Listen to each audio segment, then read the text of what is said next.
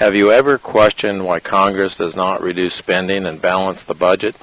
The answer will shock you. They can't. Not even if they remove every department, employee, as well as the military. I'm Hal Mason, a retired accountant, and have worked with budgets over 40 years. This February, the White House released the United States budget.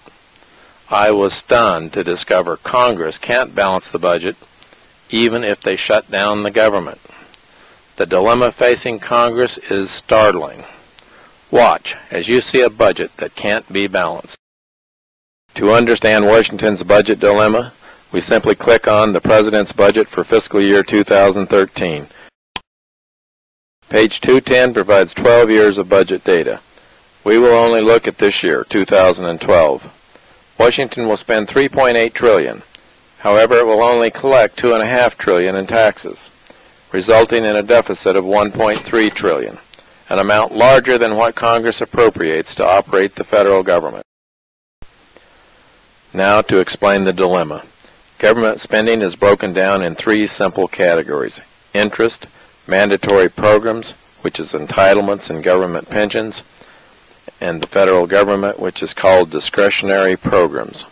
It breaks down the government in two pieces: security-related, which includes the military, and non-security, which encompasses any spending that is not related to the nation's security, such as Department of Education, Energy, etc. We simply cross out the federal government, and the remaining cost exceeds all tax revenues. The problem is simple.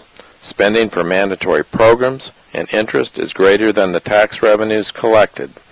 Mandatory programs include Social Security, Medicare, Medicaid, unemployment, and federal pensions. Congress must pay the interest and has promised to pay the pensions and entitlements. So the dilemma they face is that after the checks are processed for mandatory programs and interest, there isn't $1 left to fund the military or any federal employee, department, or office. You now understand their dilemma. To balance the budget, Congress would either have to raise taxes 50% or eliminate the federal government. If they cut entitlements and pensions, our nation will have riots like Greece. The United States only collects $2.5 trillion in taxes. More than half comes from income taxes, a third from payroll taxes, and the remaining from excise, estate duties, and some miscellaneous taxes. These aren't quite enough to even pay for the interest or the mandatory programs. Selecting Historical Table 7.1 reveals a grave problem: spiraling debt that exceeds 100% of the gross domestic product, a liability that exceeds our nation's annual economy. And as I chart the debt, it reveals Washington's uncontrollable addiction to borrowing. The budget projects this year over $16 trillion debt and $26 trillion this decade, soaring debt that has the United States on a path identical to Greece. And if you thought Greece was a problem, the United States has 32 times their debt. $16 trillion is 25% of the world's gross domestic product. As Washington is racing toward the cliff, there is no hint of slowing down. And for the first time in our history, the United States has lost its AAA rating on its Treasury debt. Greece provides a preview of what happens when a nation is forced to deal with massive debt. Greece recently was downgraded to the lowest rating on the scale. Investors lost 70% in the recent European bailout, and the bailout of bonds are now rated as junk bonds. The question is not if, but when the United States will collapse from the weight of the soaring debt.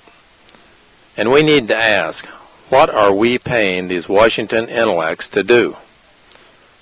They have no approved budget, they borrow every dollar to operate, and they estimate debt will soar to $26 trillion.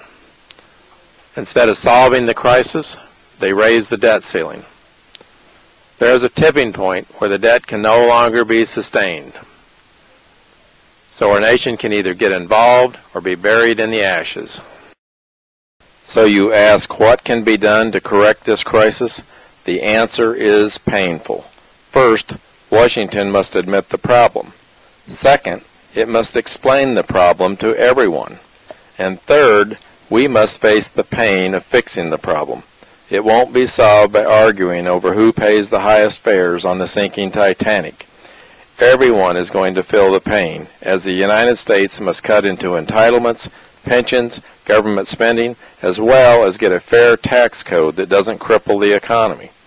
Everyone must vote for representatives who will focus on the financial solvency of the United States. If not, we will all go down with the ship.